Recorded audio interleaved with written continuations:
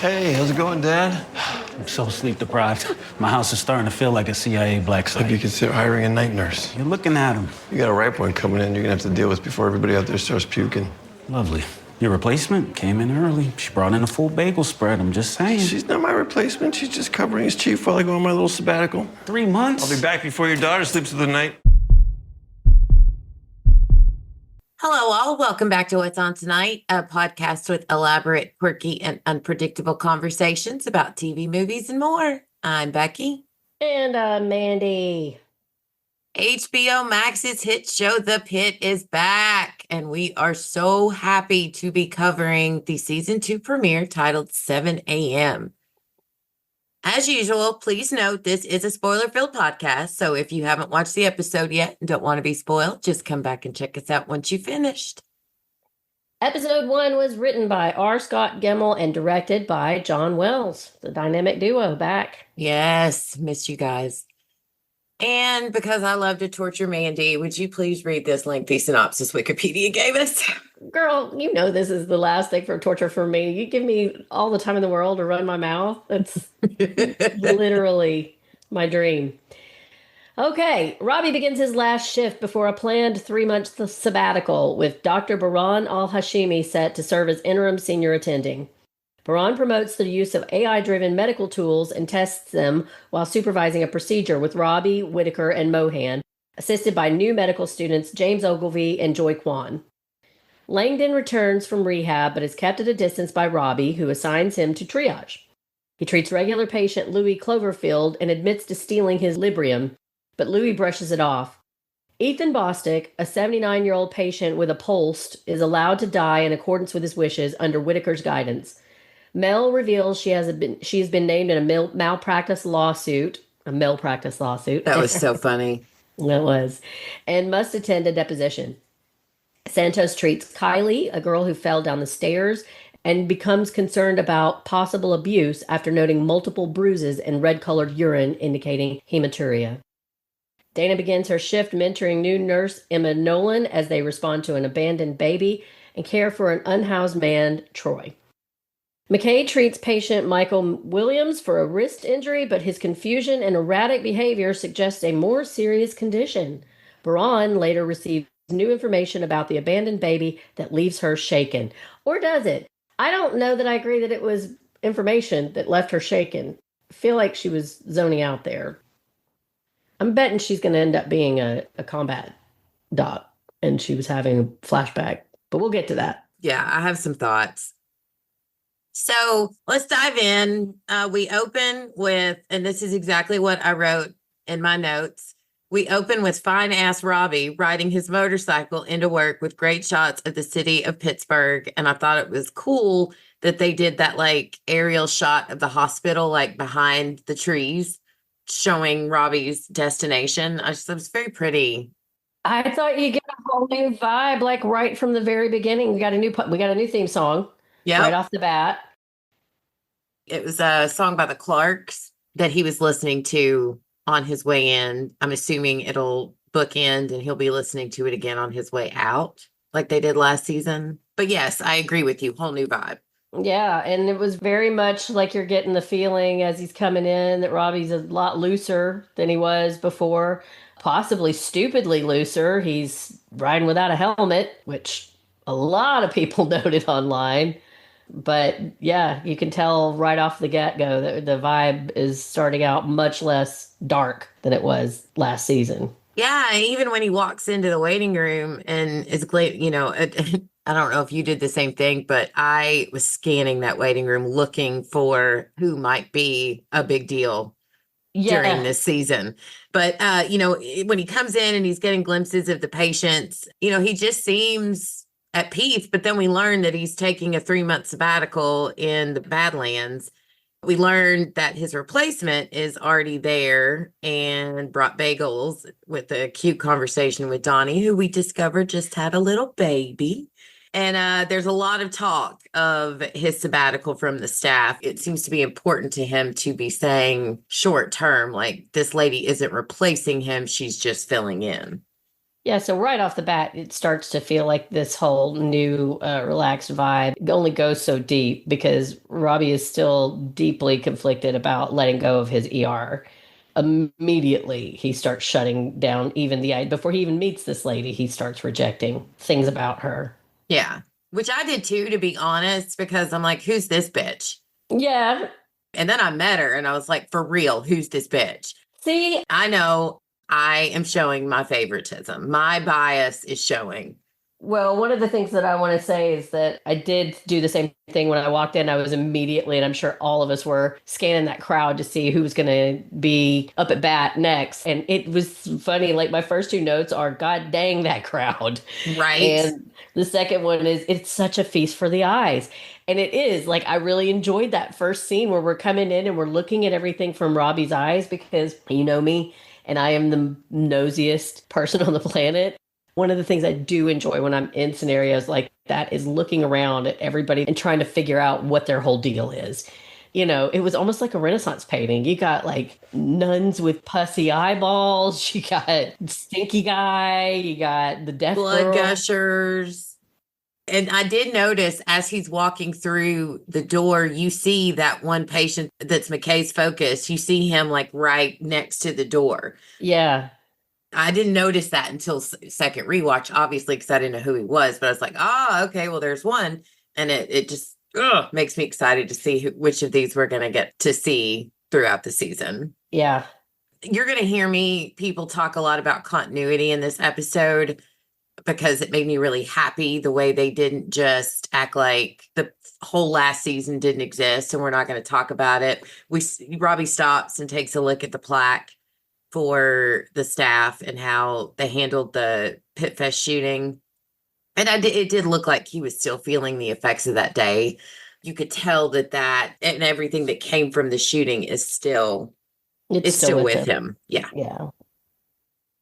And Dr. Shen is back. I was excited to see him. I liked how, if memory serves correctly, we didn't meet the day shift or the night shift until the shooting happened, right? So this time we're starting off with the handover from the night shift instead of us handing it over to the night shift at the end of the episode. Yes. Last season, the night shift started to arrive around episode 12, I think. The only night shift person I think I can remember from episode 1, season 1 was Abbott. Yeah, Dr. Abbott. Yeah, he's the only one that we saw at the beginning of the shift. I forgot about that. Okay. Again, this is a bit of a reversal. I liked it, though. I really did. I know we're going to get into later some of the reticence that some people had about the vibe, and I can't wait for us to really talk about that because it is very, very different. But I honestly, I have a lot of faith in where they're going with this. And I think part of that is showing that transition and how very different this day is from that other day. Right. Each day isn't going to mirror the next day. Every day is going to be different. And I like that they're amping that up. Yeah.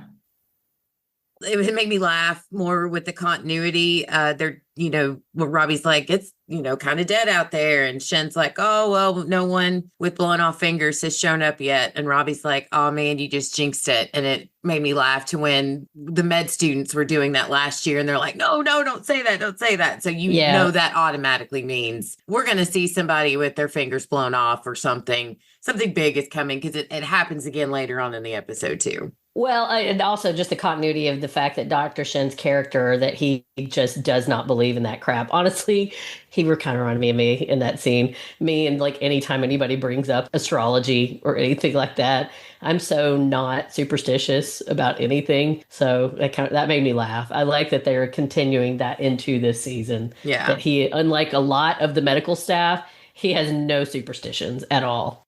And also continuing with the continuity, him and his daggum Dunkin' Donuts coffee. Yeah. And I'm like, is that sanitary? Because I remember working in the restaurants, we weren't allowed to have an open drink or whatever why does that man get to walk around with a cup of coffee all day long and nobody in and out of? Where are the health inspectors? He better not have a rag back there either that he's using to wipe down the counters when nobody's looking, because that is also a no-no. Yeah. They will ding you for that. No, I believe we had the same talk last season. I keep wanting to say last semester, but I believe we had this talk last season.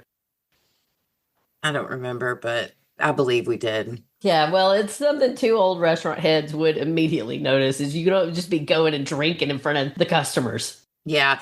Fair warning to everyone, in the trailer that we saw for the season, there's going to be, I think, what we're going to consider the big moment, like the Pitt Fest shooting was last year, when the system goes down and they have to go analog. Mandy and I are going to be talking about our restaurant days and what would happen when the computer systems go down. I thought, as soon as I saw that and he said the word analog, I was like, oh, Mandy and I are going to go ham on our past. But we'll get to that later. But yeah, sorry, fair warning, everyone, it's going to happen. So the first main patient that we see is Hail Mary. And when that woman said, I need a priest, I don't think I've ever related to somebody more. There's a lot going on in my world right now. When she said that, I was like, girl, I do too. I need a priest. Same. You got that? Why didn't they hook her up with the nun right across the hall? Well, maybe a pussy-eyed nun isn't exactly what you need. We're going to have to be really careful about using the term pussy and nun in this podcast. Not just because I'm going to accidentally say something that's going to get me sent to hell, but the temptation is there. Honey, you're already there. Right. Yeah. Let it roll. Let it fire it up. And this enabling is half the reason why, girl. We are going hand in hand together. Yep. Did you see Perla? I did. I saw Perla, and I was super excited to see her coming back again. She cracked me up when she said, if Jesus is here, he hasn't checked in it. But registration. You know what I noticed about that scene? I thought we weren't cool with giving placebos to our patients without telling them. It wasn't placebo. It was the B vitamin. Right. And here's the difference, I think. I know exactly where you're going, where she got in trouble last season for faking out the guy with the addiction. Yes. Shin said what it was they were giving her. He told them what he was giving. And it was, in fact, that is the very lengthy name for like a B complex shot. That is a slippery moral slope. I know, but I did not. I was like, okay, well, he told her what he was giving her and that it was going to keep her alive.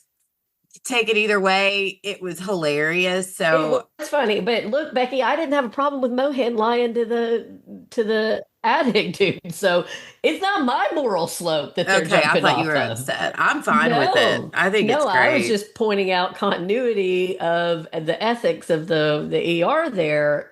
I thought we're not allowed to lie to patients or even mislead them about the services they're getting. But then again, with a psych patient, like, I don't know what you do. If somebody's delusional, exactly. I think when you're dealing with a certain level of crazy, which God bless this woman obviously was, you really got to do what you got to do.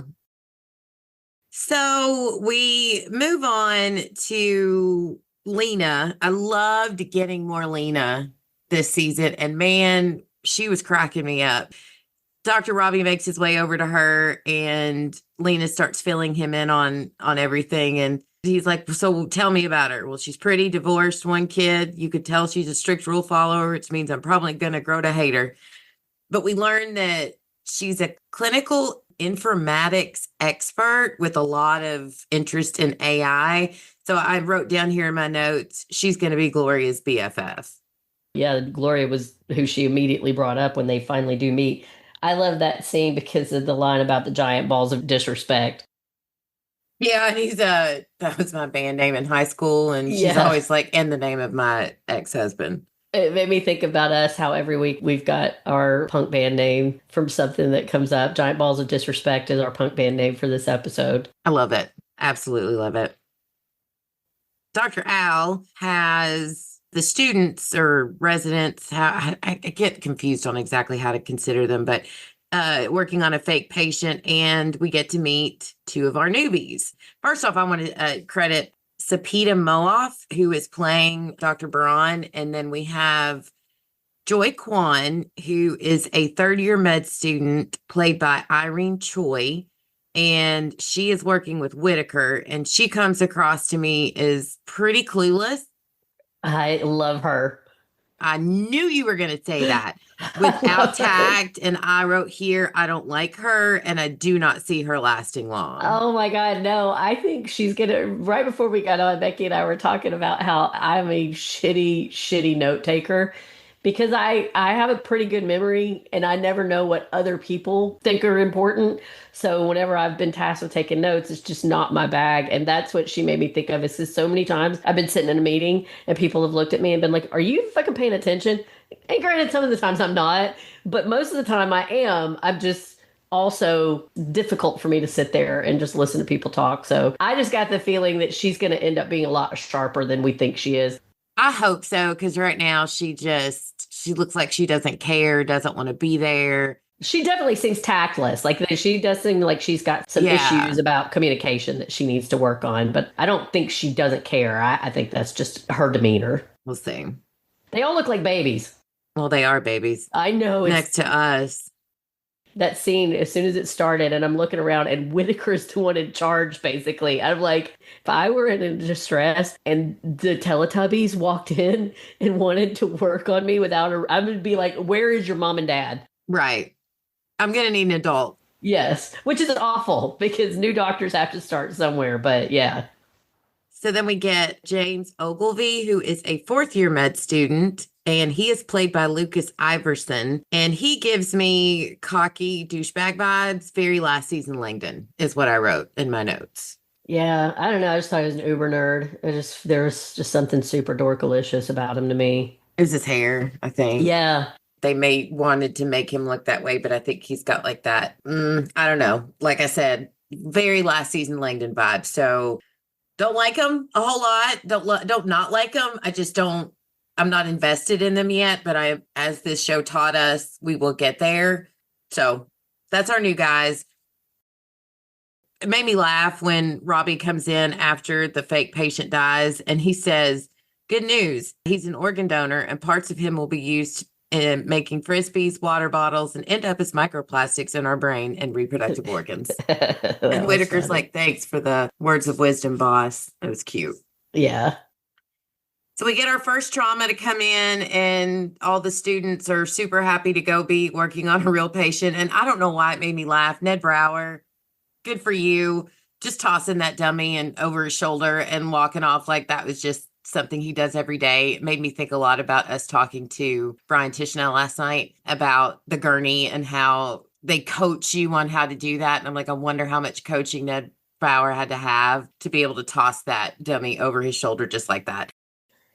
It was good to see him in so many scenes in this season. It's like they're really upping his presence, and I liked it because he's very good at this role.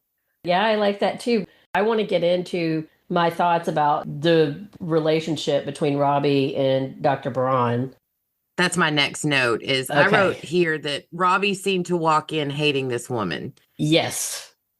Like you said earlier, he was not one bit interested in giving her a chance. And I don't know if it's because he feels threatened that somebody might be better than him at something, or, I mean, obviously this decision was mainly Gloria's as to who they bring in to cover for him while he's gone.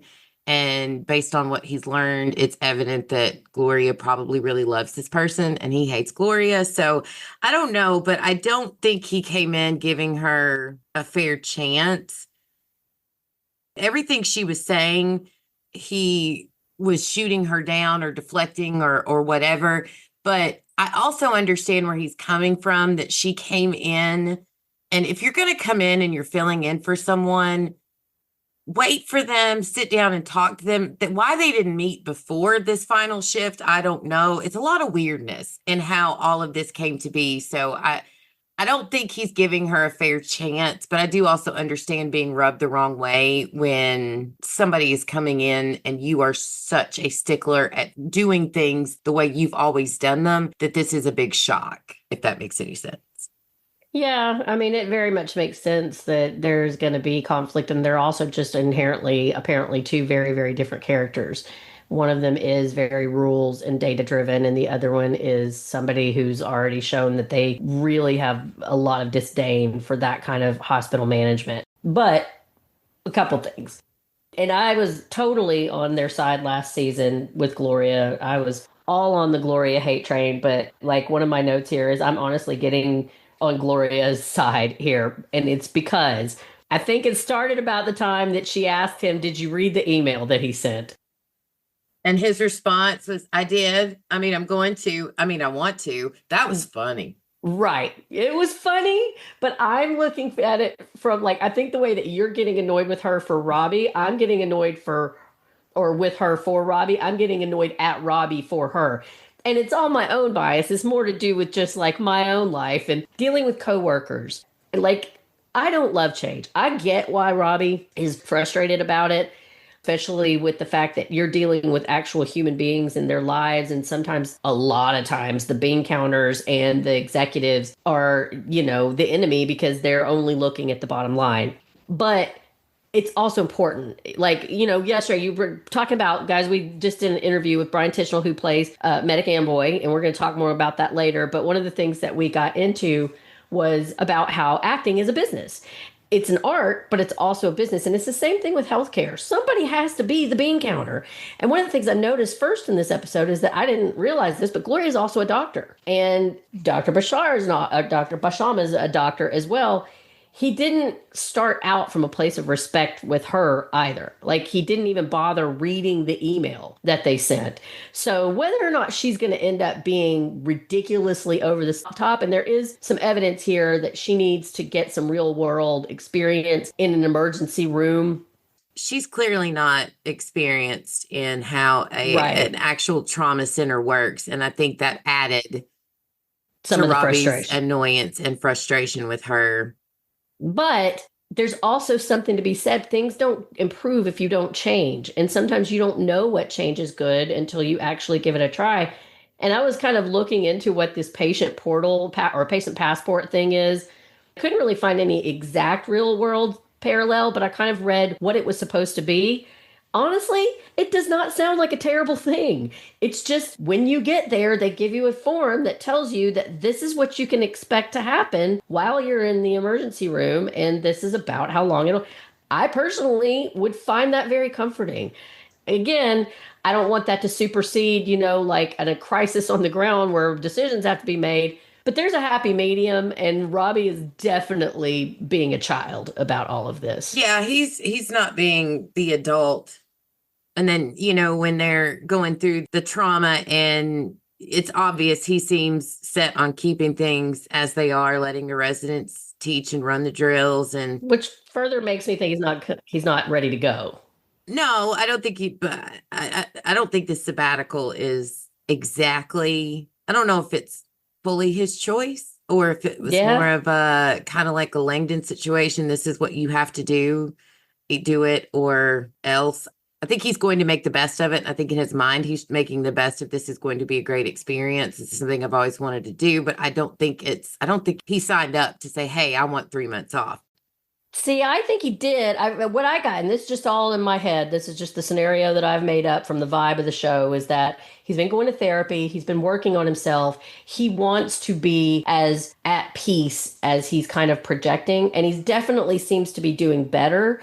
But I think there is still, I didn't write them down, but I was listening to some of the lyrics of that opening song from this season. And it's about a relationship that's good and bad. What's the word? A toxic relationship where, you want to let go and it's not great for you, but you can't completely relinquish control. I think he, through therapy or whatever, has decided I'm going to go on this trip, and he wants to be ready to turn it over. But like you were talking about with, that why didn't they meet with him before all of that? Why didn't Robbie ask? He knew he was leaving. No, I said, why didn't this meeting happen before? I'm not putting that on one person. That's on Gloria. That's on Robbie. Right. In my head, Gloria would have involved him in the decision-making process. They would have at least reviewed applicants together, something. Yeah. It just seems very disconnected, which makes me think Robbie, while he will take the strip and probably get some good out of it, I don't think it was his main plan that that's what he wanted to do. I think he's kind of being pushed to do it. Yeah, well, I think we see eye to eye differently on that one. I think he's the one deciding to do it. I just don't think he's as ready as he thinks he is. Yeah. Well, I think those two do need to work it out because, there were just a lot of moments in that trauma. She wanted to do things one way. He's like, just sit back. This is how we do it. And then he would suggest something and then she would make a little eye roll or snooty comment. They're both acting Those like kids. children. And Yeah. neither one of them are scoring cool points in my book for how they're acting. Yeah, I agree. I feel like she feels like she has to overcompensate to impress him, and he's acting like there's nothing about her method or whatever that he wants to know anything about. Yeah, I don't think she's trying to impress him. The way she was reacting, like when she said, he mentioned that the little lung twist, by the way, shout out to props. That whole open chest scene was one of the coolest things I have ever flipping seen. Gross. I find it fascinating to see the human body working like in real time. And that was cool. That was super cool. I don't want that to ever happen to me, but I enjoyed seeing it on a fake person and a fake television show. Massive big ups to the props. Yeah, that was so gross though. But yeah, she mentioned making a little snide comment about his decision to do it and then it worked. And then he's like, let's split up. And she's like, well, we can certainly discuss it. And then the way I did laugh so hard when she just pops up on him like Gloria does and how she's absolutely impossible to avoid like Gloria is. I just wrote here, she is Gloria 2.0 and I'm here for it. It's just funny. It made me laugh when he turns around and there she is, just like Gloria was all those times last season. I'm like, give me more. He deserved that too. I don't mean that she wants to impress him and that she's like, she has some kind of crush on him, whether romantically or... I didn't take it as romantic. I didn't find her to be as hard bitten as that she was just flat out disdaining his advice or anything. It seemed to me that she was competing with him. Maybe that's a better word. It was that she wanted to impress him with her knowledge. And you could see moments where he was scoring points. You came from the VA. Is that an emergency place? And she was having to stop and she was on the back foot and she was like, well, no, and she had to come up with, but we do have emergencies that come there. So it just felt like she had at least professional respect for him and that she wanted him to see her as intelligent as well. Yeah. Okay. I think it was an interesting choice for them to cast her as a woman. Yeah. That they could have gone either way and the show doesn't do anything unintentionally. So I do think that's going to have some kind of bearing and impact on the remainder of the story. All right. Well, guess who's back? Back again. Langdon's back and he's not being a dick. Yeah, I just made that in my head. That is giant balls of disappointment, ladies and gentlemen. That's going to be our first track. Yep. So Langdon is back. Looks like he's completed 4 months of the program that Robbie set in place with him. And I give kudos to Patrick Ball for showing all of the right emotions in that scene where we see him first and hear his name being called. It's nice to see him being humbled a little bit after last season. And we get a lot of him, a lot of Lena, the prodigal son, returns too soon. Mel was super excited to see that he was back. She's so adorable and awkward. Santos side eyes. I liked Langdon when he was with Louie and was working with Louie, and you could tell he's working through these steps of the program because he opens up and is honest with Louie. I felt like he was very humble about it. He was not one bit cocky or standoffish or defensive. He was just like, I fucked it. Literally, he says, I fucked up. And I liked them showing us that. I think that was very mature. And I hope that this growth and this side of Langdon we see continue. Where I got pissed off was Robbie's attitude about it. The girl, we saw this completely differently. How? Well, with some nuance, which was a lot of things. These first few episodes, I'm going to give it some time to see where we're going with it.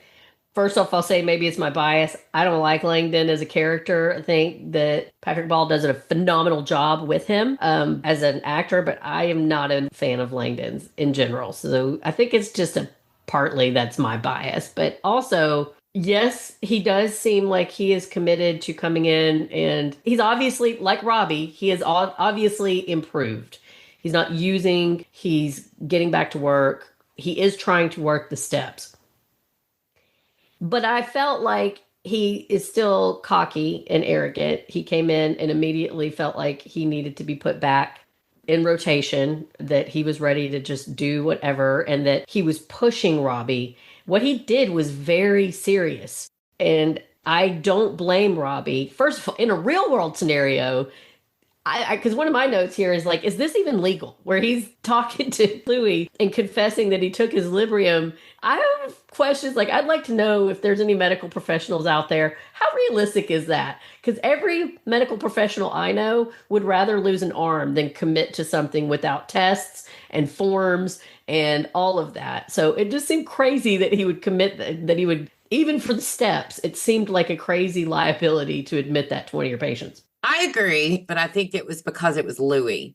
I think if it had been a different patient with a different, not a, frequent flyer or something like that, he probably would not have done it. But Well, I it works gave out. it grace because it was Louis. And it's obvious that these people, Langdon included, care about Louis. Yeah. And you're right. He did come in hot. Not hot. I don't think he came in hot. He did come in with expectations, but I don't think that that's wrong. Where I'm upset with Robbie isn't that Robbie put him in triage. I think that was the right thing to do as he slowly works his way back into the mental needs and wants of a trauma center. I get that. But what bothered me is where Langdon says that he would like to talk to Robbie. And Robbie obviously doesn't seem ready for that. And I understand that. But it bothered me not from they're friends or have friendship level, but from a boss employee place. Robbie pushed Langdon, and Langdon very much needed to go into a program. But in order for that program to work, the people around you, especially your boss, have to help you or be there as you work your way through these steps. And Langdon needs to talk to Robbie. There's a lot he needs to say, a lot he needs to apologize for. There's a lot of work that he needs to do. And part of that is going to have to be rebuilding this relationship with Robbie. And Robbie says, I don't have time for you right now. Okay, you're busy, a lot going on. He's leaving the next day for 3 months. And Langdon says it again. Can we please talk before you go? And Robbie, again, very standoffish, is like, I don't have time right now. So he's basically telling Langdon, fuck off.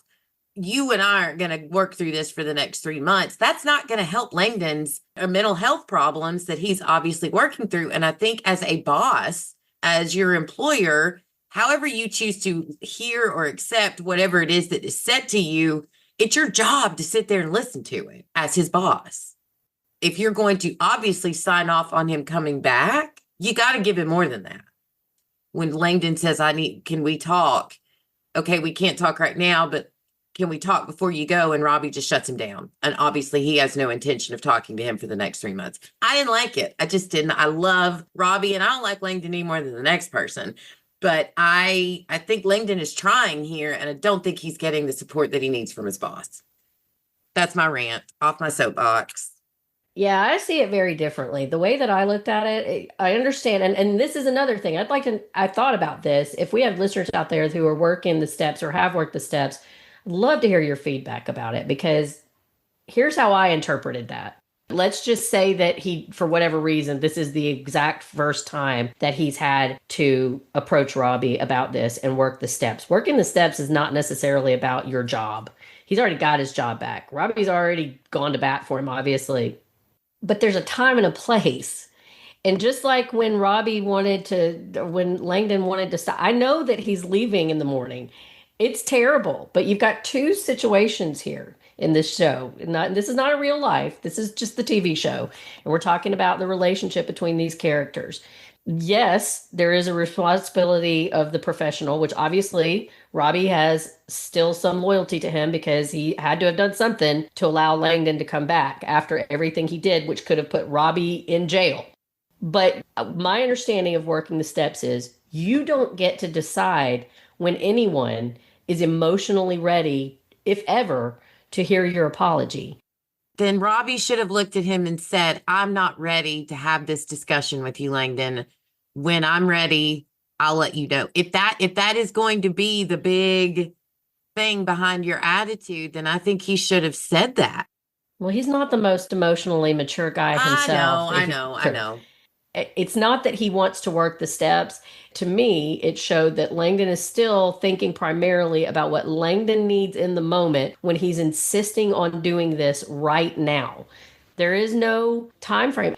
And I agree with you, Becky, in a perfect world scenario, in any real, not perfect world, any real world scenario with any of the people in the real world that I know that are working this, I would hope that they would have the opportunity for someone to listen to them and be there for them and give them a second chance because it absolutely can make a huge difference. I hope that for this character.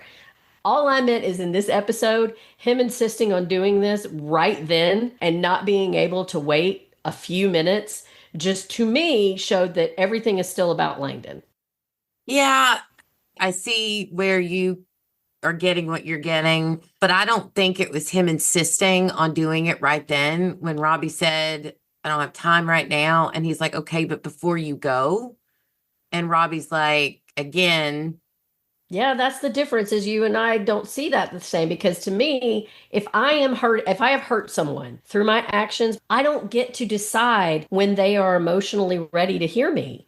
And I am in a moment, especially not the most appropriate moment, asking them to sit down and hear my confession. I'm not ready for that. It's almost, to me, it's polite that he didn't just go, I don't want to talk to you. I don't know if I'll ever want to talk to you again. It would have been the more emotionally mature thing to do. That would have made me feel better. Yes. I am curious, listeners, for those of you who share feedback, let us know in your comments next week I'm curious what your all's thoughts were about. And if you want to message us, if you are, I know sometimes things about working the steps, being in a 12-step, something you don't necessarily want the entire world in on your thoughts. So if you want to send us a message and ask us to remain anonymous, we're happy to do that. Yeah. So we end this little part. Sweet Louis, his belly is distended and he's got to have his stomach tapped. I'm so worried about him. It's obvious that his drinking is taking its toll. And I personally thought Langdon was really concerned for Louis. And I think seeing addiction the way Langdon, I think, now sees addiction from a first person perspective and got, whatever he learned and heard it through his time in rehab. I really felt like Langdon was genuinely sad and concerned for Louis.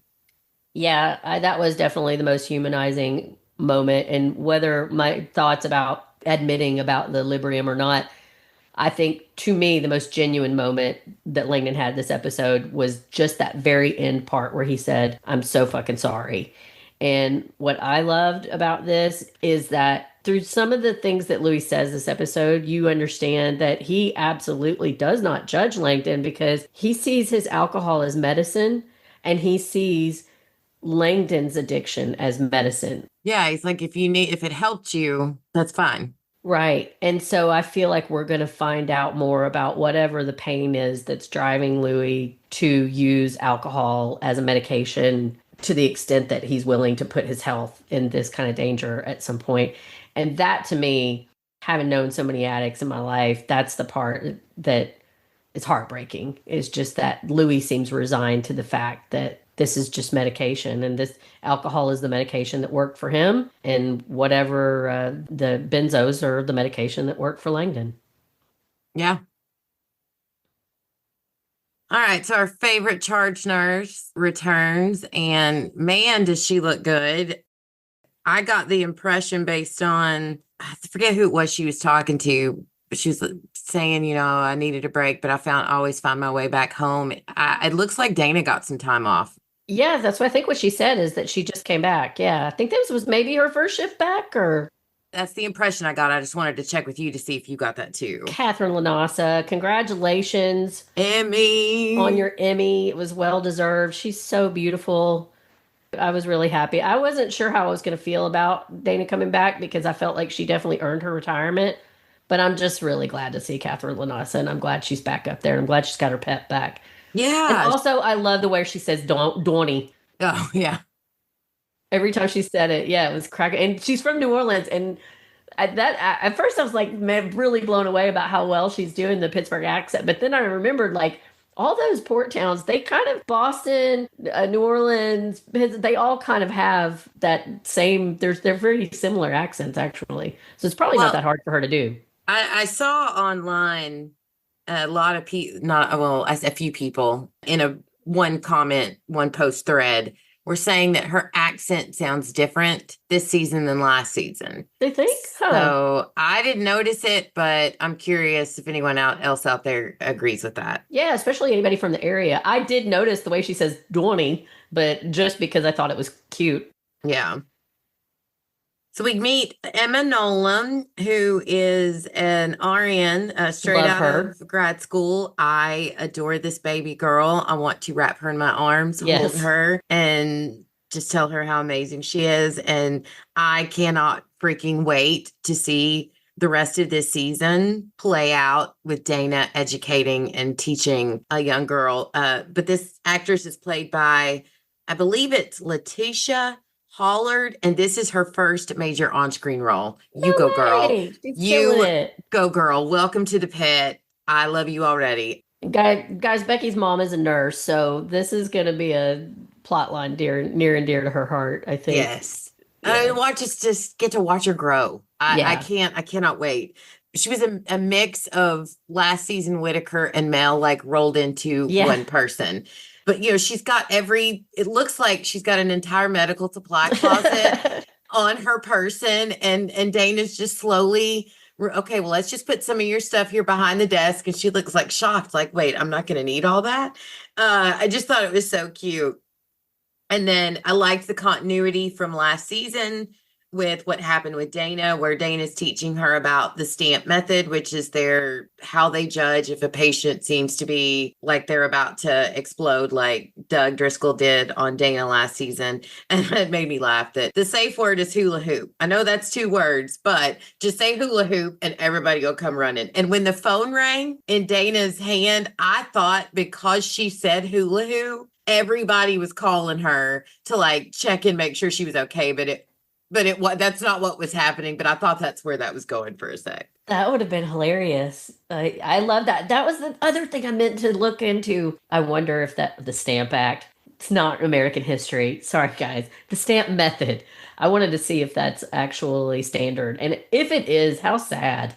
I'm sure every hospital has to have some method. Something like that. Yeah. Sam, any of our other psychology or medical professionals out there, chime in and let us know about a lot of the stuff that was heard in this episode, because they introduced a lot of new stuff. Yeah, we all graduated Pitt Academy last season thinking we were going to walk into this season understanding. Nope. I was working Google hard during that second watch. I found an article from, I think it was Screen Rant, and it was an explanation of all 15 procedures that was shown in the Pitt. That. Send me that and I'll post it in show notes. I will, because that was the only way I completely understood what was going on with the chest cavity issue. I love that. Yeah. I just knew you did. I knew you did. Both times I'm watching it, just like stank face, like, oh my God. I loved it.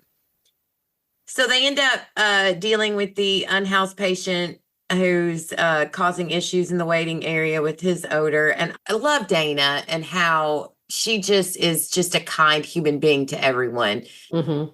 I think she even says to Emma something along the lines of, isn't it amazing what a shower and kindness and human dignity can do, or something like that. That's what she said, Becky, and which was very sweet and very Dana. But what made that scene hilarious is, did you notice that he was jacking himself while she was saying that? No, yes. I thought he was just like really going to town on cleaning his Oh, parts. he was really going to town. Oh, bless him. Get you some. That was where he said something along the lines of, I could stay here all forever. day. That makes that I see that so differently now. Yes. Hey, she's trying to quit smoking. Good girl. Good girl. Yeah. And then I liked it when she told Emma to take the unhoused man and put him near the nun. Maybe her divine grace will rub off on him. That was cute. That was funny. So, welcome back, Dana. Glad to see you again. All right, so let's move on to our last major section, which is basically Mohan, Whitaker, Garcia, Mel, and Santos. Well, let's start with Mohan.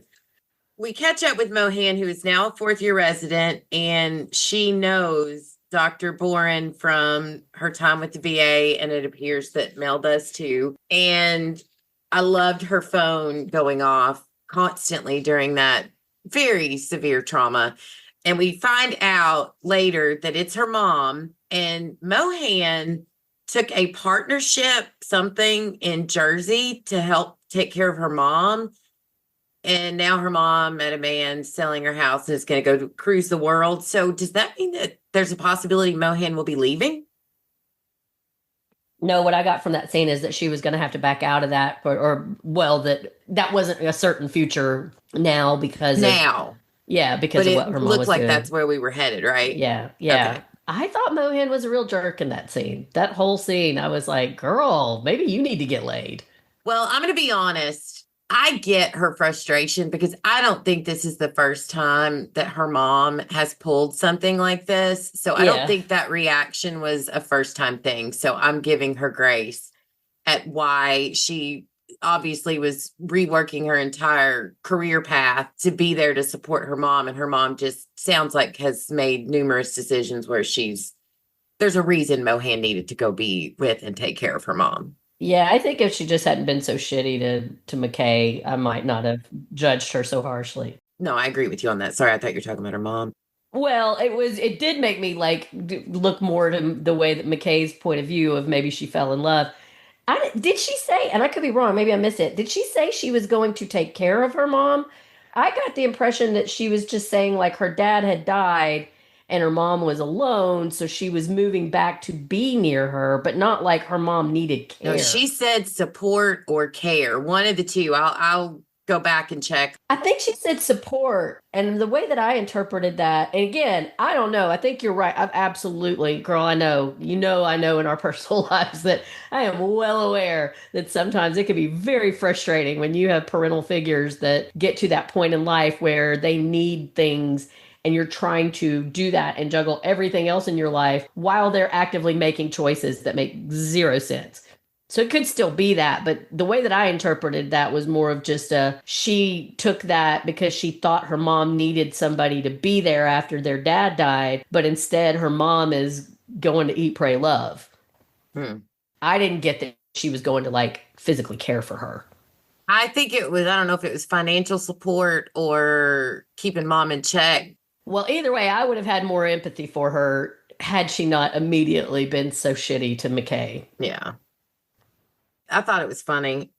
I need to get laid. And then Mohan's face. And McKay's the one who says, is that a little much for 8 a.m.? And Mohan was like, yeah, or ever. I didn't think it was bad. I didn't think she was being shitty. Well, we just aren't clicking on any cylinders this episode. No. That makes me laugh. I feel like this is the better sister all over again. So back to Mohan. I did laugh very hard when she was with the elderly patient and her impatient son. We find out the lady stopped taking her medicines. She discovered the power of weed, and she eats a few cookies every few hours, and it makes all the pain go away. All right, so I love seeing Whitaker as a teacher, the way he's taking charge and his sweet knowledge. And that moment when Robbie is watching him and he sees Whitaker take what he learned from Robbie and passes it on to the students with a moment of silence for the elderly gentleman who passed, and actually using Robbie's words that he may have been somebody's brother, somebody's husband or whatever. Loved that. And then in true Whitaker fashion, he's like, oh, but make sure your phones are on silent, which was a great callback to him and his, I don't even remember what the ringtone was, but I loved it. Thursday night, when I was watching the episode, I text Mandy and our friend Sam. I text them both just a toothbrush, several toothbrushes, because my favorite moment was when Whitaker comes in. He's in the trauma, and they're talking about Santos not knowing how to show her feelings. And he says, not all of them. That's my favorite part of the episode, because we learn that Garcia is upset because Whitaker's using her toothbrush. So what that means is Santos and Whitaker are living together. So that means Garcia's over at Santos's house and they're doing it. I text Alex this morning and I was like, girl, yes, the toothbrush. I love it. I messaged Alex Metz too on Facebook to tell her how awesome it was. First of all, it is such a kick in the head every time we see some of our new friends come on screen. You know, it just tickles you when these are people that you kind of have a relationship with now, and you know them as people and you root for them, and you know how exciting this is. So it feels really cool seeing her on screen, and just the added bonus of now I know she's not a groomer, and her and my girl Santos both much looser in this season so far. Yeah, they seem to be doing really, really well. They're rubbing toothbrushes. Yeah. For sure. I don't know if this is the right place to say this, but I want to say that maybe my favorite moment of the episode was watching Whitaker teach those kids about the dignity of somebody passing. Yeah. And the reason that it really stuck with me is in an episode with a fair amount of gore, that scene was the most chilling to me, because I can't imagine a worse way to die than with 4 people who only one of them is even kind of paying attention to the fact that you are about to go, well, 2 if you consider Princess as well. But those 2 new kids did not, like, that was a big juxtaposition. But of course, they were trying to show a peaceful death, which is wonderful. But it was like it was just so cold and clinical. And I just thought, what an awful way to die. And I'm sure it happens every day. Yeah. Was very sad. And even though I do like Quan, I think she's got potential to be pretty funny. She was very, like, I was disgusted with the way that she treated death in general. Well, like in that first scene, she did seem to get a little better at the end, where she pointed out like a peaceful, easy, painless death is the best way to go. But yeah, they just are almost like he was furniture there. Yeah. I like that they paired these 2 with Whitaker. Mhm. I think they need again, this show doesn't do anything unintentionally. So I'm very excited to see how that. Well, one, it's cool how it shows how much Whitaker has grown in the last 4 months. And 2, I can't wait to see what these kids learn from him as they go, and also how that continues to help Whitaker grow into being a even, stronger, more competent, awesome doctor. Yeah. But LOL, at his last year it was Scrubs. This year it's his badge. Yeah. Still says student doctor on it. And they ran out, so he couldn't get his. Some more continuity that the show just makes me happy with. All right, so next up is Mel. Don't get too much Mel in this, but what we do get is absolute gold. It's very cute seeing her little quirky things where she's all distracted, and Dr. Ellis says something to her, and Mel's like, "What? I didn't say anything." Not even though she was being asked a question. We find out she has been named in a malpractice suit, and I'll bet all the money that I have in my bank account, it is that mom who they did the spinal tap on her kid, the anti-vaxxer last season. Well, if it is, oh my God, I will testify. They better call me to testify if it's that woman. I thought it was so cute when she's talking with Santos, and she's talking about Santos is being sarcastic about K-pop bands or whatever. And Mel's like, well, a favorite K-pop band? I don't really know that I have a favorite one. Yeah. And she just keeps going. And then she's still talking. And Dana's like, you're talking to yourself. And Mel realizes Santos is gone. I thought that was so cute. I like Santos's relation because everybody knows she's my girl, but I like that they've shown her loosening up a bit, and also people not just kind of coming to understand that's part of her personality and giving it back to her as well. I loved seeing Javati no longer like looking abruptly, like given when she's snarky, she just gives it right back. And Yeah. you can tell that all of them have developed more of a friendship and a care for each other. Santos clearly did care what was going on with Mel, but Mel wasn't just sitting there letting her bully her either. She was pointing out, you're being a bully. Yeah. And then Santos is gone. That was cute. And was it just me or was that leg lack patient hitting on Mel? He And for she sure was was hitting on Mel. absolutely clueless. She had no idea. So cute. Love her. Welcome I back. adore Boba. Yeah, right. Oh, so great. All right, so let's move on to your girl, Santos. We already talked a little bit about how great or how much better she is with Giovanni and Mel and how she seems to be forming friendships. And I appreciate that they didn't bring her back and have Completely her different. all of a sudden be this Yeah. like this complete 180. She's still Santos. She's what makes her, but she is softer, she is kinder, but she didn't lose her edge. I appreciate that very much. Yeah. Yeah, she's still cocky, but she's not nearly as abrasive. You can tell that they've all had time to rub against each other and metaphorically and learn we care about each other. Well, I don't know. Her and Garcia are definitely doing some rubbing. But you can tell that they've all worked together to the point now that there is a bond in a relationship and that they snipe at each other, but there's love and caring there. She clearly cares about Javadi and what's going on with Javadi. She mostly cares about getting in with Javadi's mama, but I love that. I'm like you. That's one of my favorite parts of the episode is to see that she has formed a bond with the unit and that everybody seems to be getting along pretty well. Yeah. So I like that Santos is matched up with this sweet little girl. And now Santos is now a second-year resident, by the way.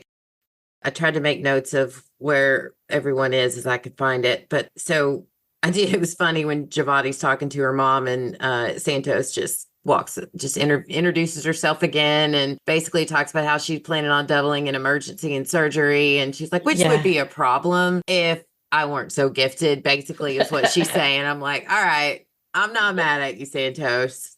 She has really grown on me. It's kind of funny, like, it almost is like if Javadi's mom was Santos's mom. It's almost like Santos is jealous. She wants a mom like Javadi's mom.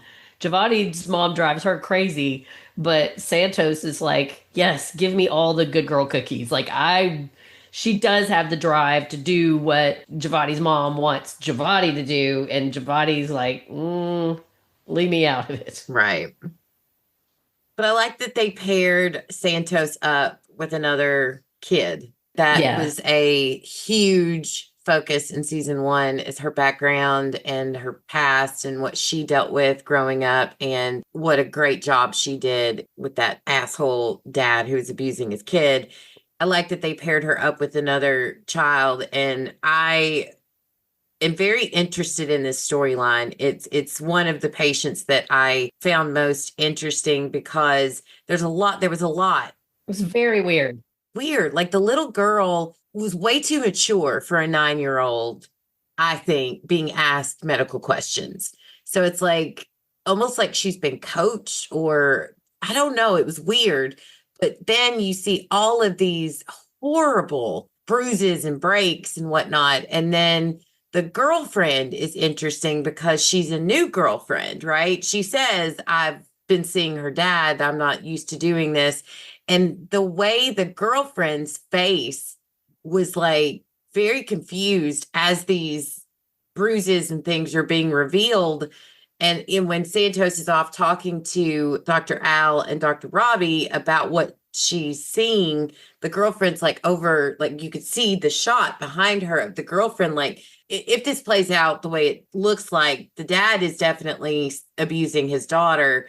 The girlfriend is new and doesn't know anything about it. And this is, I don't know. It gives me that weird, the couple or that woman that came in like, oh my gosh, I just had a thought. That baby that was left in the bathroom, do you think that's the baby from that weird lady and her assistant from last season?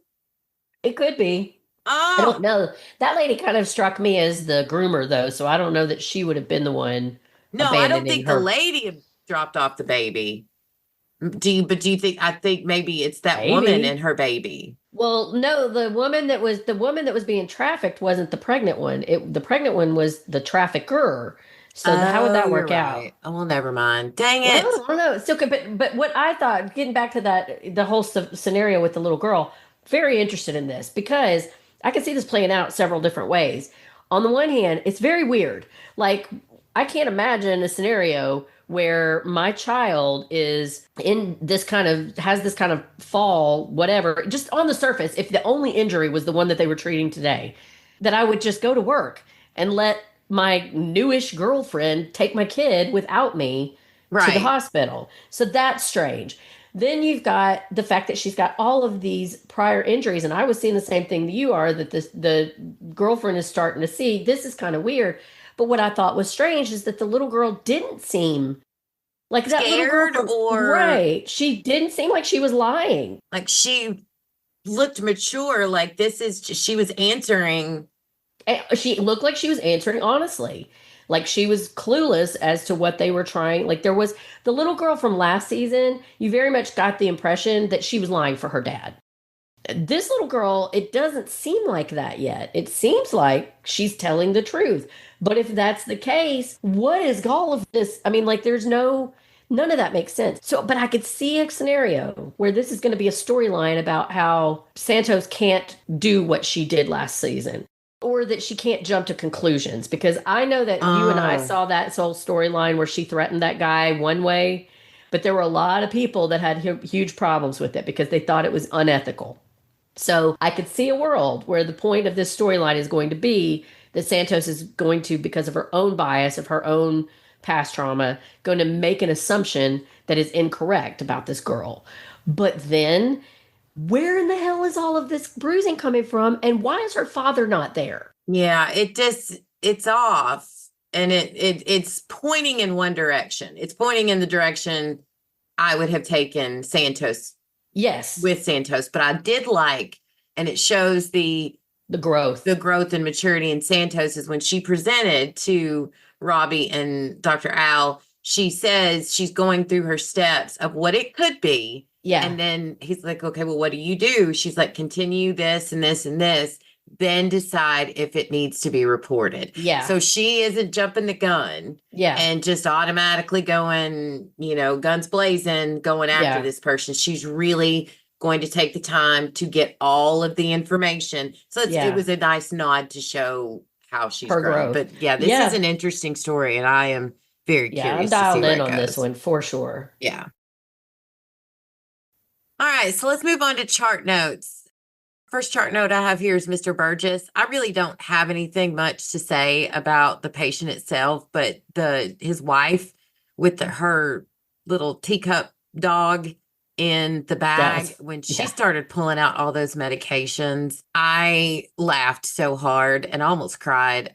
My mom is dealing with some health issues and she literally carries her medication around with her in a giant Ziploc bag. So Yeah, that's clearly going to be another ongoing storyline, at least for a bit. And I'm wondering how that's going to play out, as if it's the like she's causing most of the problems because she that she's giving him, making right, him sick. or are they jumping the gun and prejudging, and he really is genuinely like your mom going through some shit, and she's just doing the best she can to take care of him. Yeah. So I'm curious to see where they're going to go with that.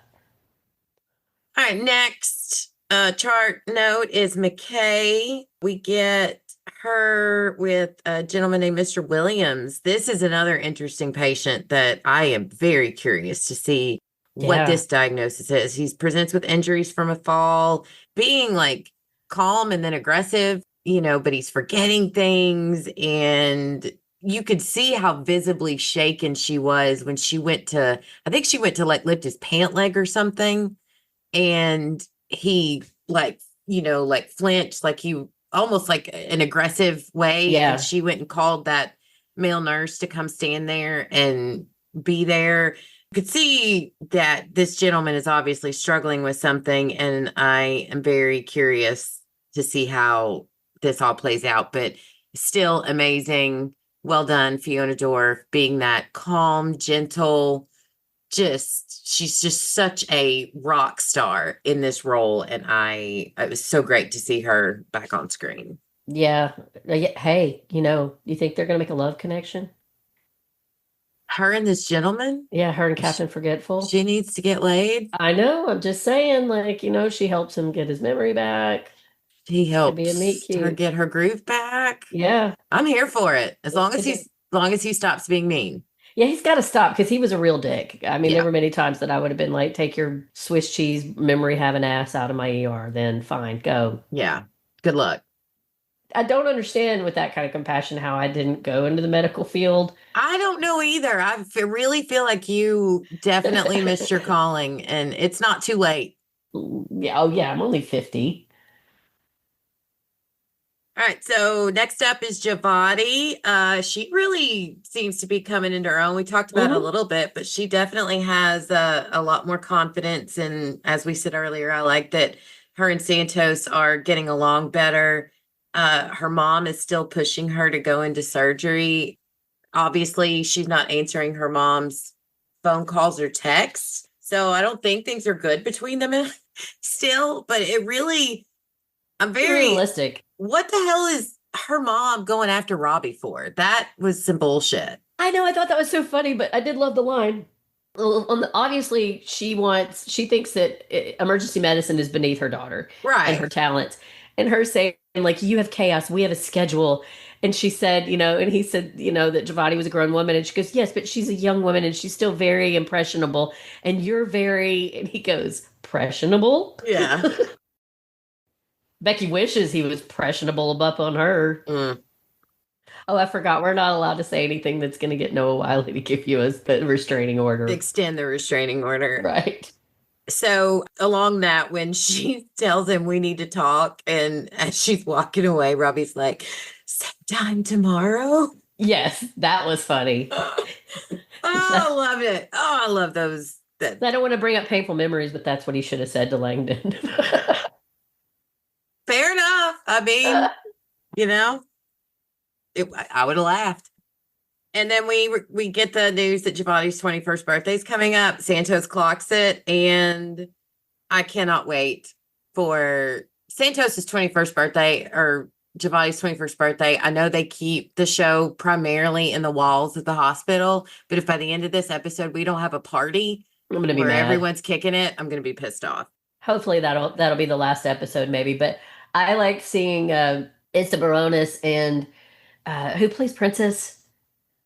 Kristen Villanueva, she just had a baby. Congratulations. Yeah, I like seeing Issa and Krista having a little moment where they were speaking Tagalog together. Yeah, it's a good callback to last season. See, continuity. Yeah, we never really, we didn't get into, I don't think they ever mentioned last season that Santos was actually part Filipino as well. And so I thought that was a really nice homage. Yeah. Next one is Esme. I just brought up Esme because I love more continuity. Robbie, I love the way he cares about most of his staff, but he acknowledges everyone from who cleans the floor to who changes the light bulb. I'm glad that Esme's back, and that was just more nice continuity. I really like that. Next chart note, the deaf woman in the waiting room. I'm assuming she's deaf. I cannot wait to get her story. They introduced so much intriguing stuff that last season we didn't know what to expect in each episode, but now we know when we meet these people that they're going to end up being something. So it just really added so much pow to this first episode. I love the deaf woman's name is Harlow. I think it was like Harlow Glenn or something. It was a really cool name. It was beautiful. She had the best name of the episode, but I also wonder what her plan was. Like, are they failing her, or did she go in there and have no plan on how she was going to be alerted when it was her time to come up? Yeah, because what's the young lady's name who works the desk? Oh crap, Leah? No. Anyway, because she's very competent at what she does, so obviously she would to get the lady her name banned or something. They had to have communicated in some way, so she had to realize this young lady was deaf, I would imagine. Right. And maybe just in the confusion or something, she didn't realize whose name she was calling, that she needed to actually go get her. I don't know, but that's more of what I'm interested in finding out. So I could see this playing out either way. Either they should have gone over and said, had some better plan of alerting her, or she just somehow it fell through the cracks and no one knew that she was deaf. I don't know. We'll see. Yeah. Definitely think we're going somewhere. You don't give anybody a name like Harlow and make them all beautiful and Fiona Apple looking in the middle of your lobby if you don't have plans for them. I thought Amy Winehouse. Yeah, I could see that too. Yeah. Yeah. All right. Next chart note is there's a baby in the bathroom. There's a mysterious baby in the bathroom, and she looks very healthy. The episode goes to black on Dr. Al getting a piece of paper with results on it. And at first, obviously her face, she looks like she's shaken or shook or rattled or something. And both Javadi, there's Mohan, and I think it's Nurse Jessie, they're there with her. It doesn't look like anything on the paper was weird because they're both like, what's wrong? Yeah, that's what I thought. I thought she was having, I've gotten it in my head now, and one of my weird, conspiracy theories that I like to make up about where they're going with things. I think she's going to end up being some kind of trauma doctor and have trauma in her past, like war zone work or something like that. And that maybe that's even where her love of order comes from. Yeah. But it felt like to me that there was something about that infant that was triggering her and she was in shock, in a fugue state, had blacked out for a moment. Yeah. So something weird. So looking forward to watching that play out too. Last thing I have is quotes. We went through most of them. The giant balls of disrespect. Lena to Robbie, I'll give you $1,000 if you take my second ex-husband with you. I'm going to need more information about Lena and her exes, please. Oh my God, Dr. Garcia, when Dr. Al and Robbie come in and she says, about time they replaced you, rabbit bitch. And Robbie says Dr. Garcia has a hard time expressing her feelings. He gave her a nickname, YOLO. YOLO, yeah. Yeah. But rabbit bitch. Him rabbit bitch. Rabbit bitch. It was pretty funny. I loved it. I freaking loved it. I just loved seeing Alex have her moment on screen again. And it's just her being the sweetest person on the planet and seeing her play somebody as tough as Garcia is a hoot. It's a trip. It is a testament to her skill. You know her from the moment she walks in the room. Before she says anything, her body language, her facial features, how she approaches the surgery, all of it. She's a great actress because she becomes that character, and it's completely different than her as a person. Yeah, it's just more of what makes her the amazing woman and actress that she is. Yeah. All right. That is all I have on the episode. Do you have anything else you want to add before we head into final thoughts? Nope, I don't think so. All right. Well, my final thoughts on this one are yay. Absolute yay. I think this was an excellent first episode. Nice intro into the new cast and then getting to catch up with our regulars. As I've said throughout the episode, great continuity on things from the first season. I'm already in love with some of these new folks and already reinvested in those we grew to love last season. And I am super excited to see where this season is about to take us. I just think it's going to be another great ride. So I give this 5 pus-filled, infected nun eyes out of 5.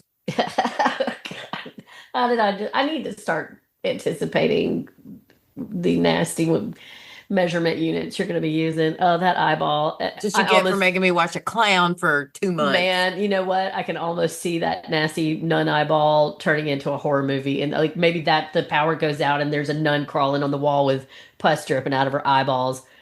I don't know. That would be an interesting choice for the show to go. I mean, I'm here for it. I'd have a very special Halloween episode. I don't know what they need to do. Oh, that would be funny. I loved it. Absolutely loved it. And I'm going to talk a little bit here about some of the online chatter that I saw. And we're going to get into some of the feedback that we've gotten. I am aware that there is a general issue with the pacing of the show among a lot of people.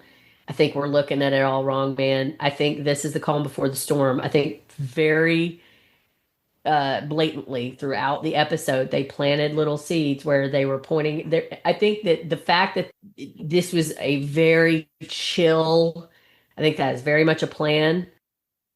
And these people have been writing, I didn't realize this, but Scott Gimel was writing China Beach. I had no idea. Mm-hmm. Like, yeah, I had no clue that they were that embedded in medical dramas and they know what they're doing. Mm-hmm. And I think that the reality of medicine is it is not always like it was at the Pitt Fest, the day of the Pitt Fest, where it was just constantly trauma after trauma after trauma.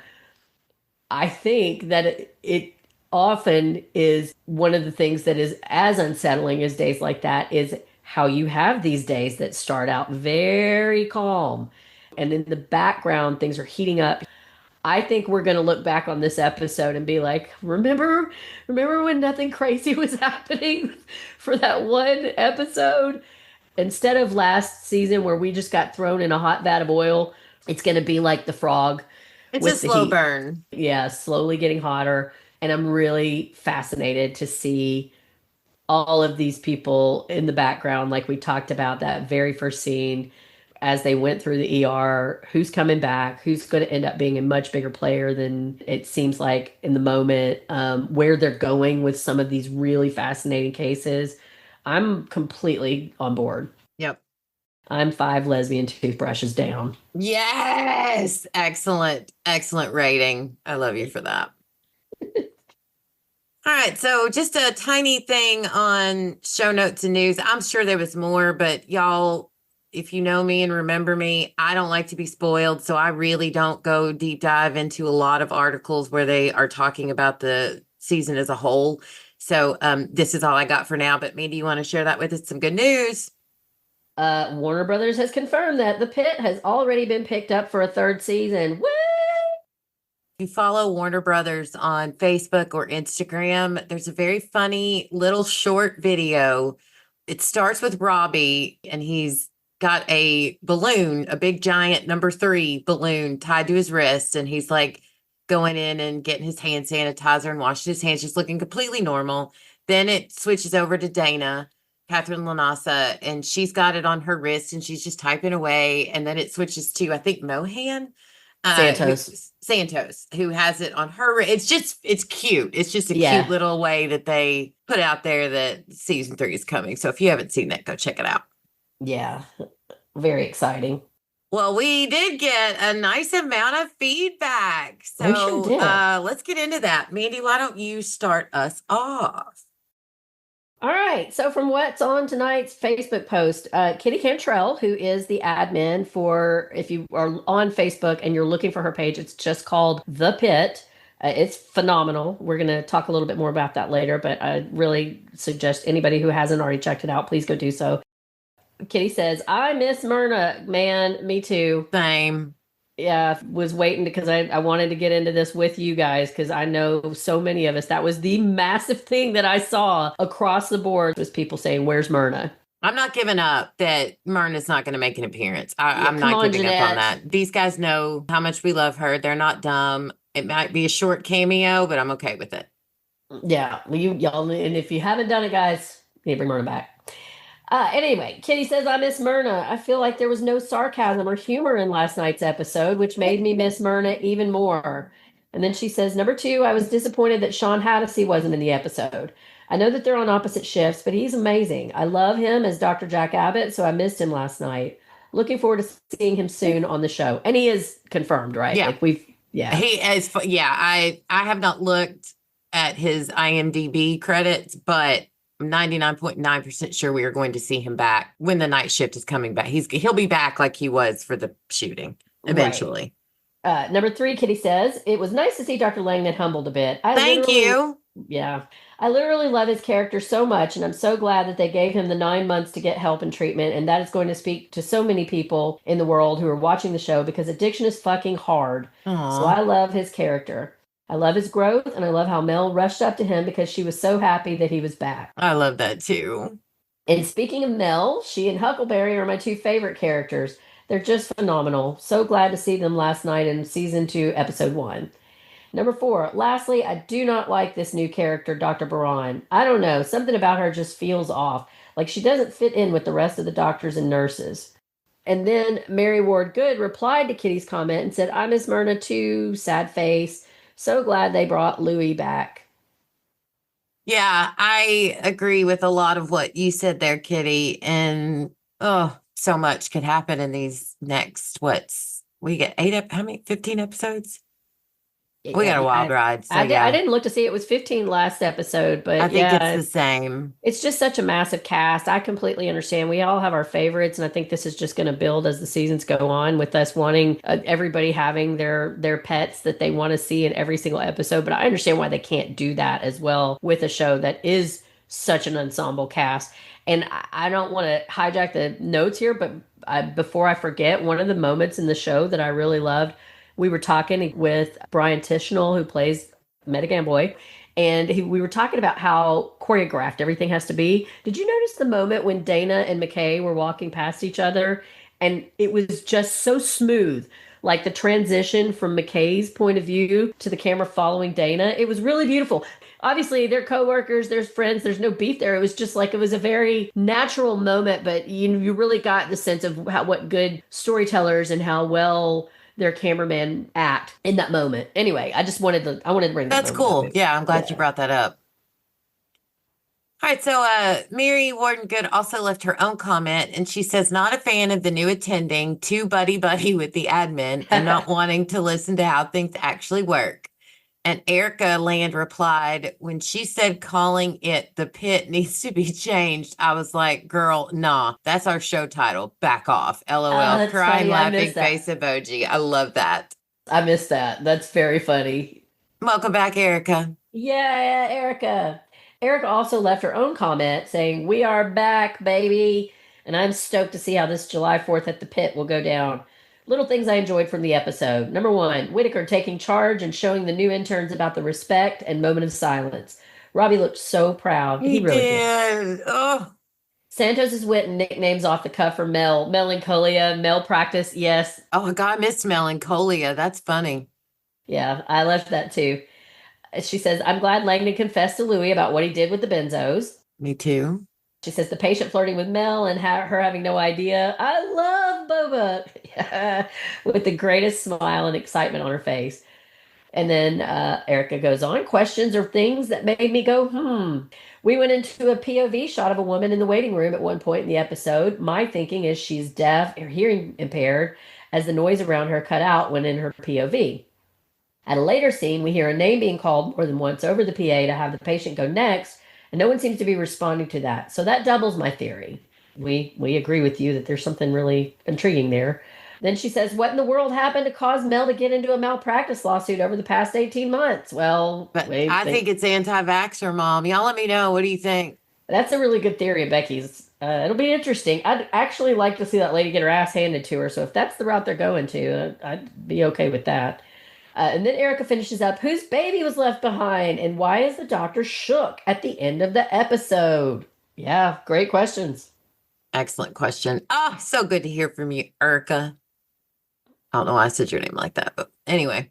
So from the Pit with Noah Wiley on Mac's Facebook page, Linda, we missed you. Linda Morrison says, it seems like Whitaker has grown so much confidence. I agree. He will do great this season. I hope Dr. Langdon and Dr. Robbie will be able to get their friendship back, but it might take a while. Yes, and I think maybe that's my problem is I want instant fix, and that's not reality. So we'll see. Well, and here's the thing. Maybe that's one of the story arcs. Like, you can't have that wrapped up in episode one because maybe that's part of what Robbie's going to have to deal with over this is like maybe there's going to be a moment where Langdon is going to have to prove that he really has changed and that Robbie needs to, who knows? Jeanette O'Connor, who is our beloved Myrna, wrote, you already know my thoughts with the little winky face, very Myrna looking emoji. Girl, yes, we will get a petition if we have to, Jeanette. If anybody out there is on Facebook, if you're on social media, maybe try to hit up Jeanette O'Connor, see if you could send her a friend request, see if she'll accept because she's a hoot. She's a sweet lady. Oh, it's so much fun. I suggest, guys, if you ever get downtime and you're looking for something to listen to and you haven't listened to any of our cast interviews, or if you have, refresh yourself on them because it's very interesting to hear their perspective on the show. So she's really been one of my favorite parts of this whole experience of covering the show, and we can't wait for them to bring her back, and they will if they know it's good for them. From the Pitt fans Facebook page, Diane Peters wrote one word, excellent, with several like award emojis and several heart emojis. Welcome, Diane. It's nice to have you. And we agree. Absolutely excellent. Diane, that's excellent use of emojis. Via email, my own little mommy, Anita, wrote, I'm really disappointed that Dr. Robbie arrived at work on a motorcycle with no helmet. An ER doctor would know the kind of head trauma that can happen without a skid lid. My mom used to, well, my stepdad and my uncles used to ride bikes, and she also worked in a biker bar for a while. So that's another word for a helmet. I would have posted it to your page, but alas, I'm banned. Yeah, guys, my mom is a rebel. She got kicked off of Mark Zuckerberg's internet for being controversial and posting a link to some facts. It was too much. It was the dumbest thing in the world. It literally was just a link to a factual article, and she got the boot, but we are never going to let her forget it now. So for the rest of the season, her feedbacks will be coming via my text messages. And I love it. Thank you, Anita, for writing in. And fun fact about Mandy's mom, she makes the best pork chops I've ever had. Yeah, that's the only reason Becky's still sticking with me. Pretty much. Yeah. Thanks again to everybody for the feedback and for all the love. We love hearing from you every single week. We do. That's one of the things I want to do this season as we get into this is just what we've been doing through this episode is just like more of your thoughts, man. Like I'm really interested to hear what you all have to say. Yeah, and there is no message or voicemail too long. We don't care. If you want to write a soliloquy, please share. We genuinely do. And that's why we wait days later to record because we want to hear what y'all have to say about it. So keep it coming. It's the conversation about it and the things I learn. Like how many things did we learn last season from medical professionals, psychiatric professionals, people who had had similar experiences to things that were going on in the show? It's a privilege, man. We really love to hear your thoughts about all of this stuff because that's the great thing about the show is that it talks about so many real world scenarios that we all deal with. And it really is fun to have our little community here. Yeah. And speaking of, if you would like to get in touch with us, leave some feedback or just say hello, you can email or send us a voice message as an attachment to what's on tonight and the number 2@gmail.com. You can visit our Facebook page where there will be a post for the next episode, and you can leave us feedback in the comment section or send us a message through Facebook Messenger. We can also be found on Instagram as well at What's On Tonight Podcast and the number 2. We would greatly appreciate it if you would leave a review, comment, like, and or share on your podcast listening app of choice. And also word of mouth. If you happen to be in conversations with people about any of the shows we covered and you like what we do, tell them about us. Word of mouth goes a long way. So thank you guys. And I want to give a shout out. Mandy mentioned earlier, Kitty Cantrell wrote us some feedback. She manages a fan page just called The Pit. And she, I don't know, Mandy, I think, found her and she jumped in and was like, what can I do to help y'all? How can I help you get your show out there? I can help you get word out. It just so gracious and so kind. So I just wanted to give a shout out to her page and all the other pages who have been so kind to share our posts and generating great content for us to find about the show. We appreciate y'all so much. It does not go unnoticed or unappreciated. And we will post links to all of these pages in our show notes. So when you get time, just click on the link and give them a like and show them some love.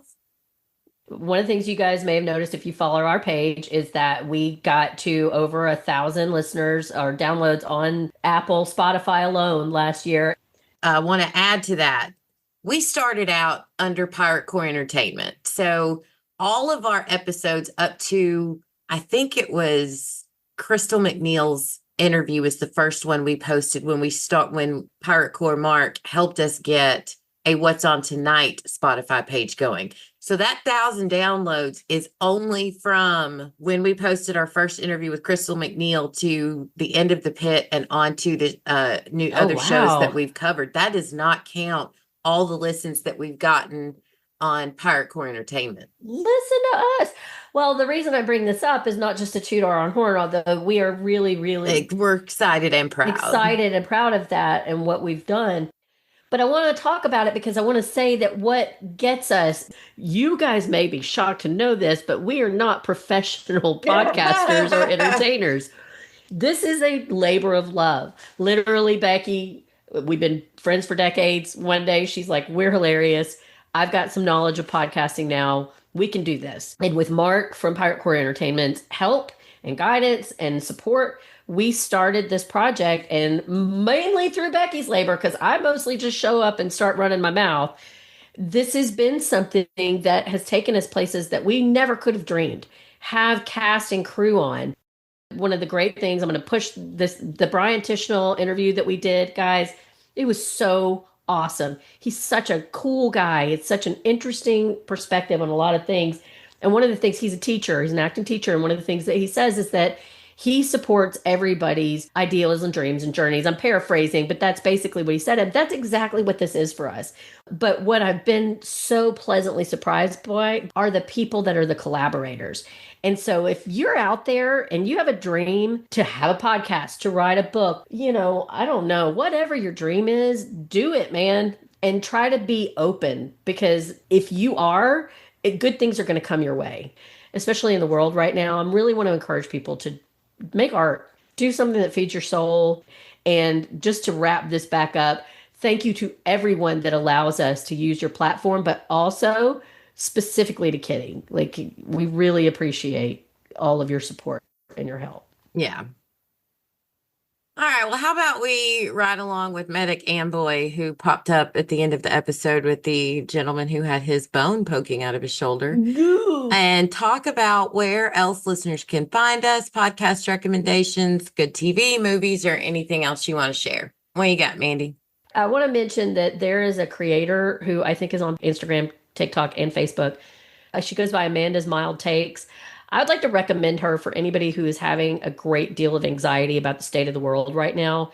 She is phenomenal. She's very, very smart. She's very savvy about politics, but she doesn't panic. And like, to the extent that some people fuss at her, and she will set you straight very quickly and tell you she is not a panicker. That does not mean that she ignores the reality of things, but she's very good at giving you information in a way that does not feel overwhelming, and also helping you to understand how, if you are somebody who is very upset with the things that we are seeing go on politically in this country, she's very good at helping you to understand how they are not nearly as successful in their agenda as they want you to believe and as they are trying to project. She has a series called L's for the Week, a certain person's L's for the week, that she does every Tuesday. And I think that if you are somebody, again, like me, who could use some perspective and some calm and some rationale, then she is somebody that I find very, very helpful. Amen. All right. For me, podcast recommendations, please check out Still Slang with Penny, Kara, and Sam. For those of you who are new to us and just finding us with our coverage of the Pitt, they cover Buffy, the Vampire Slayer, and Angel. And they just released coverage of Angel episode 16 and 17. You can find a link to their podcast in our show notes. And I also want to give a huge shout out to Paige and Rima with Strange Indeed for their coverage of the final season of Stranger Things. All of their episodes have been released, and they really did a great job covering the entire series. So please give them a check. You can find both of those podcasts on podcastica.com. And for TV recommendations, I won't go too far into it, but I did drink the Kool-Aid and started watching Heated Rivalry, also on HBO Max. Highly recommend it. Just maybe don't watch with your mom. Or do. I don't know what your mom's into. Whatever your mom's into, man. Some good stuff. You never know. Just might be a little, be ready for some big girl conversations. If you, yeah, if for you sure. do. And as always, we want to give a huge thank you to Mark and Pirate Core Entertainment for giving us this platform and every single thing you do to help and support us every day. Please visit the Pirate Core website. Mark's done a great job on it. You can find it on our Facebook page and in our show notes. And there you can find our podcast, as well as other podcasts like Dinner for Her with our very own Mandy, Panels to Pixels podcast, Adrenaline Cinema podcast, and other projects Mark is working on. Well, that wraps up our coverage of episode 1 of the second season of The Pitt. We are so glad to be back covering the show. We've got great guest hosts and interviews lined up for this season. Some of them I'm so excited for. And we will be back next week to cover episode 2 titled 8 a.m. Thank you, everyone, for listening. Have patience with all things, but first of all, with yourself. I know how things can pile up and it can be hard to be kind and patient with ourselves, but just keep taking lots of deep breaths and hang in there. It'll all be all right. I'm Becky. And I'm Mandy. We'll catch you next week when we grab the remote and see what's on tonight. Bye.